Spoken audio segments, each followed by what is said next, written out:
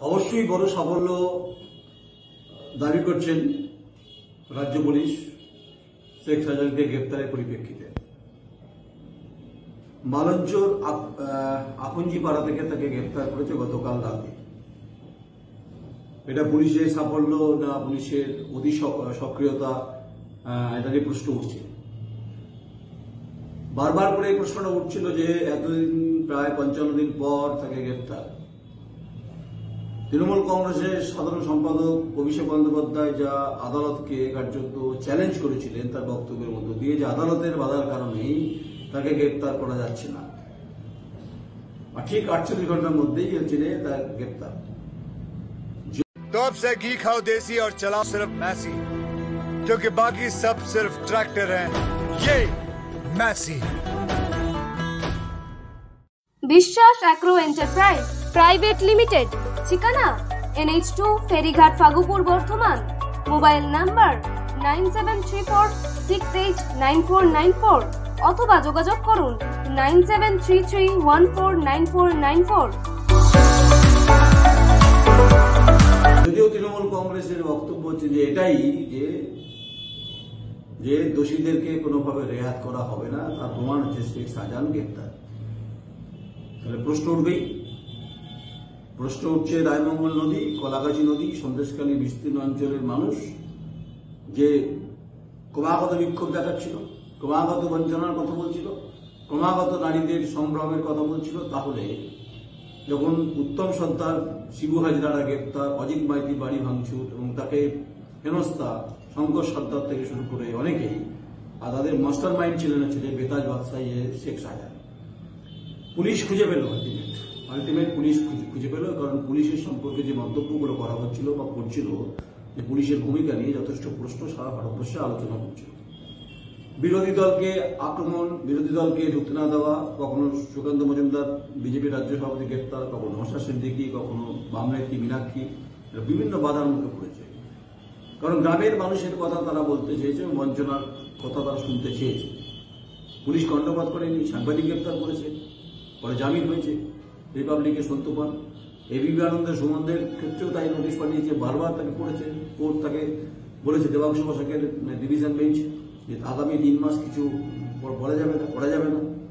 এই শতপ্রণোদিত উদ্যোগটা পুলিশের কেন, এই প্রশ্নটা উঠছে কারণে। আমরা তো রেফারেন্সটা নিই যে গৌরী লঙ্কেশ কর্ণাটকের ব্যাঙ্গালোরে যে ঘটনা, যে খুন হয়েছিল, তাই এই বাংলাটা তো কখনই ব্যাঙ্গালোর হয়ে যায়নি। কিন্তু এখানে সংবাদ মাধ্যমকে আটকে দেওয়া হয়েছে গ্রেপ্তারের পরিপ্রেক্ষিতে। যে ঘটনা প্রমাণ করেছে তাতে গণতন্ত্র কতটা সুরক্ষিত, এটা সংবাদ মাধ্যম, সাংবাদিকরা ঘটনাস্থলে গিয়ে সংবাদ করতে গিয়ে তার হাড়ে টের পেয়েছে। আমিও তার ব্যতিক্রম নই। আমাকেও বিভিন্ন সময় সন্দেশখালী, ধামাখালী, বিভিন্ন অঞ্চলে কিন্তু রোষানলে করতে হয়েছে, পুলিশের ক্ষেত্রে হয়েছে। শাসকের ভূমিকা যারা ছিলেন তারা তাদের ভূমিকা দেখিয়েছেন, তারা কতটা বীরত্বের সঙ্গে কাজ করেছেন সেটা সময় বলবে, আদালত ঠিক করবে। তাই আখুঞ্জিপাড়া থেকে গতকাল রাতে তাকে গ্রেপ্তার করেছে এবং খুব ইন্টারেস্টিংলি তাকে বসিরহাট আদালতে তোলা হবে। গতকাল রাতেই তাকে বসিরহাটে নিয়ে যাওয়া হয়েছে এবং ভোর 5টা থেকে 5টা কিছু আশেপাশে তাকে আদালতের উদ্দেশ্যে রওনা করিয়ে দিয়েছে। কেন? কোনো পিওর সাথে রাখা যেতে পারত, কোনো পুলিশ স্টেশন তো কাজেই ছিল ওখানে। কেসটা যদিও নাজার থামার কেস, সন্দেশখালী বিধানসভার মধ্যে পড়ে, তাহলে অত ভোরে কেন?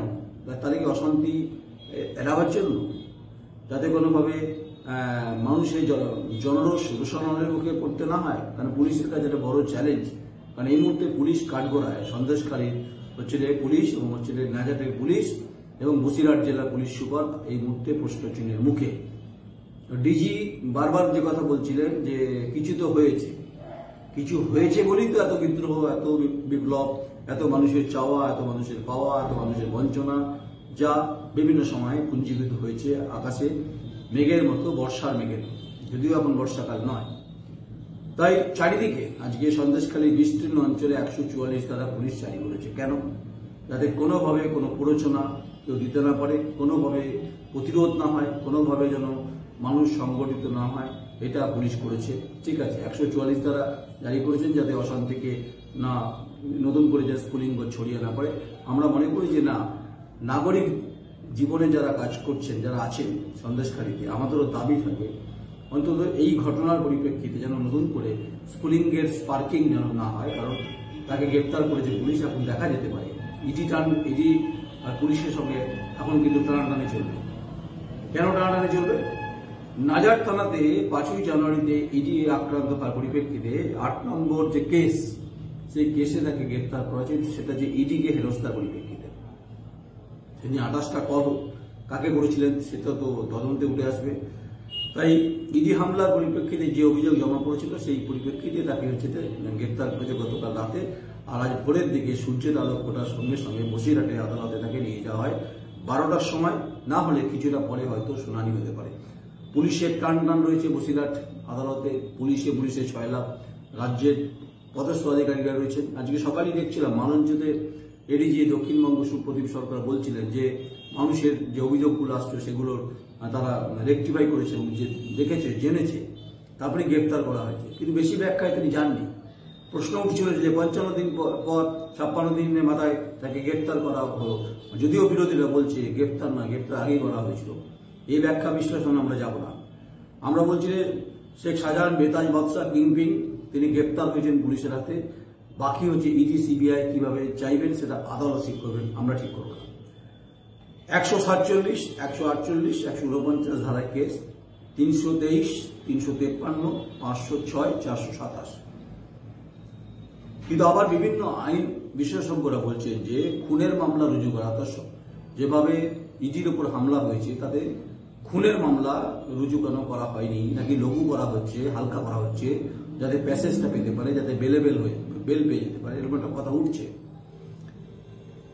তাহলে এই সামগ্রিক এই তৎপরতা, এই সক্রিয়তাকে দেখে আমাদেরও সাংবাদিকদের মনে হয়েছে যে কোথাও না কোথাও সংবাদ মাধ্যম তো কাজ করতে গিয়ে এই পশ্চিমবঙ্গ সরকার এবং মমতা বন্দ্যোপাধ্যায়, যিনি সংবাদ মাধ্যমের প্রতি তার একটা সহানুভূতি আছে, তার রাজত্বে, তার রাজ্যেই কিন্তু সাংবাদিকদের পরপর গ্রেপ্তার হয়েছে। আজকে সকালেও দেখছিলাম সাংবাদিকের বাড়িতে দক্ষিণ কলকাতায় নরেন্দ্রপুর থানা, সেখানে গিয়ে হাজির সাত সকালে। কিসের পরিপ্রেক্ষিতে, কোন পরিপ্রেক্ষিতে তারা বলতে পারবে। ফলে গণতন্ত্রের কণ্ঠরোধ করার যে প্রবণতার যে চেষ্টা, সেটা কিন্তু শুরু হয়েছে, যেটা বিপজ্জনক বলে আমরা মনে করছি। তাই দক্ষিণবঙ্গের গুরুত্বপূর্ণ জেলায় বসে আমরা মনে করছি এবং বলছি, এবং আমি নয়ন রায়, যেহেতু আমরা সন্দেশখালীর বিভিন্ন অঞ্চলে ঘুরেছি এবং এখানকার দপদপানি দেখেছি শাসক দলে, ওখানকার বিধায়কের সঙ্গে কথা হয়েছে সুকুমার মাহাতোর সঙ্গে, বঞ্চনা সীমা তটরেখা আছে, সীমারেখায় কতটা কাটাতার আছে সেটা বলতে পারবো না, কিন্তু ওখানকার মানুষের চাহিদা, মানুষের চাওয়া পাওয়ার কথা আছে। এই শেখ শাহজাহানকে বাড়তে সাহায্য করেছে আজকের শাসক দল, তার কোনো সন্দেহ নেই। তার জন্যই সরবেরিয়াতে শেখ শাহজাহান মার্কেট রয়েছে, যদিও অনেকে বলেছেন যে মার্কেট করতেই পারেন। তিনি এত বড়ই তালেবর ছিলেন ওখানকার, এবং বেতাজ বাদশা, তাকে ধরতে পুলিশকে হিমশিম খেতে হয়েছে। আসলে হিমশিম খেতে হয়েছে নাকি একটা ড্রামাটিক সিচুয়েশন তৈরি করা হয়েছে? সাংবাদিক গ্রেপ্তার কেন হলো, সুমনদের নোটিশ, তাকে হেনস্থা করা, আজকে সকালবেলা একজন এবিপি আনন্দের সাংবাদিকের বাড়িতে পুলিশে চলে যাওয়াটা, আবার শেখ শাহজাহানকে ভোর 5টার সময় নিয়ে যাওয়া আদালতে, যদিও শুনানি শুরু হবে 12টায়। এখন দেখতে হবে যে ইডি তারা হেফাজতে চায় কিনা। যদিও তার যে আইনজীবী, তিনি বাবা আইনজীবীর মাধ্যমে তো বার্তা দিতে চেয়েছিলেন, মাঝখানে চুপ হয়ে গেছিলেন। তিনি রয়্যাল বেঙ্গল টাইগার, তিনি বলেছিলেন, অনেকে বলেছিলেন। তো সেই রয়্যাল বেঙ্গল টাইগারকে, বেতাজ বাদশাকে যাতে জামিন পায়, সেই জন্য তার আইনজীবী সওয়াল করবে, সরকারি আইনজীবীরা তারাও সওয়াল করবে, ইডির পক্ষ থেকেও আলোচনা হবে, তারাও সওয়াল করবে। ফলে এখন গোটা ফোকাসটা এই মুহূর্তে বসিরহাটের দিকে।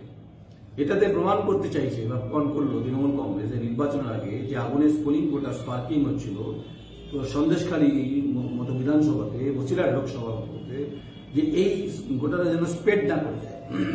তাই পুলিশকে দিয়েই কার্যত একটা অবরোধ পরিস্থিতি তৈরি করলো সংবাদ মাধ্যম থেকে শুরু করে সমাজের বিভিন্ন স্তরের মানুষকে এবং সমাজকর্মী থেকে শুরু করে প্রত্যেকটি বিরোধী দলকে কার্যত আটকে দেওয়া হয়েছে। এবং অভিযোগ, সেটা আমরা দেখেছি, যে কোনো ঘটনা বড় আকার নিলে সবসময় সর্বদলীয় বৈঠক করেই সমাধানের মধ্য দিয়েই যে রাস্তা বেরোতে পারে, তা মানতে নারাজ শাসক দল। তাই নির্বাচনের আগে এই ড্যামেজ কন্ট্রোল রিপেয়ারিং কিনা বলতে পারবো না, কিন্তু এই শেখ শাহজাহানকে পুলিশ কাস্টডিতে যদি নেয়, সেক্ষেত্রে এক ধরনের ট্রিটমেন্ট হবে, এক ধরনের ব্যাপার স্যাপার হবে। যেটা অভিযোগ উঠছে যে শাসকের নেতা যদি গ্রেপ্তার হয় তখন পিসি হলে পুলিশ কাস্টডির তার খাতিরদারি বেশি হবে। কিন্তু ইডি কি ছেড়ে কথা বলবে? ইডি তো রক্তাক্ত হয়েছে সেই ঘটনাস্থলে, সরবেরিয়ার ওই অঞ্চলে যেখানে শেখ শাহজাহানের বাড়ি। এই সমস্ত 5ই জানুয়ারি থেকে আজকের তারিখ পর্যন্ত যে ঘটনার ক্রম আমরা দেখলাম, সেই ঘটনাক্রমে পুলিশের আজ 29 তারিখ, 29শে মার্চ দেখলাম পুলিশের ডিজিকে ছুটে যেতে হলো, পুলিশের বাহিনী ছুটে গেল, কমব্যাট ফোর্স র্যাব চলে গেল, বিভিন্ন মন্ত্রীরা চলে গেছেন, 2জন মন্ত্রী 3জন মন্ত্রী। তারা বলেছেন যে তারা কোনো অভিযোগ পাননি মহিলাদের সংক্রান্ত, মহিলাদের সংগ্রাম সম্পর্কিত বিষয়।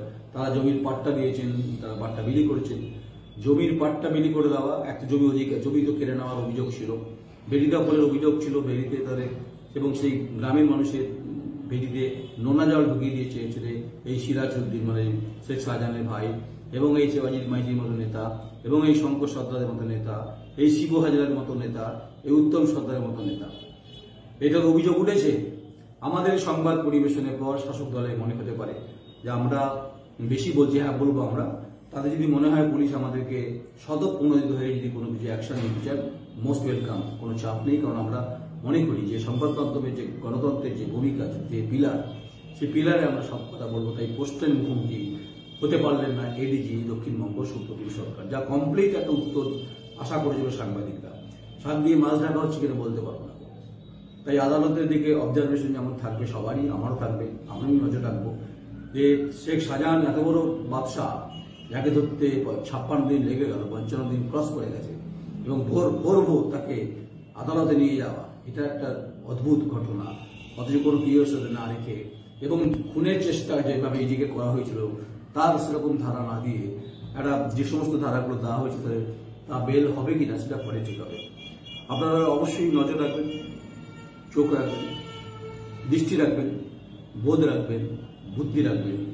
কারণ ভুলণ্ঠিত হয়েছে এখানকার মায়েরা অভিযোগ করছে, যদিও শাসক দল মানতে না। ভোট ব্যাংক বড় ইন্টারেস্টিং, সামনে ভোট ব্যাংক, যে কোনো সময় যে কোনো মুহূর্তে নির্বাচন আসতে পারে, হতে পারে। তাই বসিরহাটের সাংসদের টুইট নিয়ে আমি কোনো মন্তব্যে যাবো না। কিন্তু বসিরহাটের সাংসদ, তিনি মহিলা, একজন অভিনেত্রী, তাকে কিন্তু ঘটনাস্থলে পাওয়া যায়নি। এটাই খুব আনফর্চুনেট সেখানকার মানুষের বক্তব্য, কারণ তারা ভোট দিয়েছিলেন তাকে। বাম বিধায়ক, প্রাক্তন বাম বিধায়ক, তিনি জামিন পেয়েছেন। এই সমস্ত নাটকীয় পরিস্থিতি আমরা দেখছিলাম।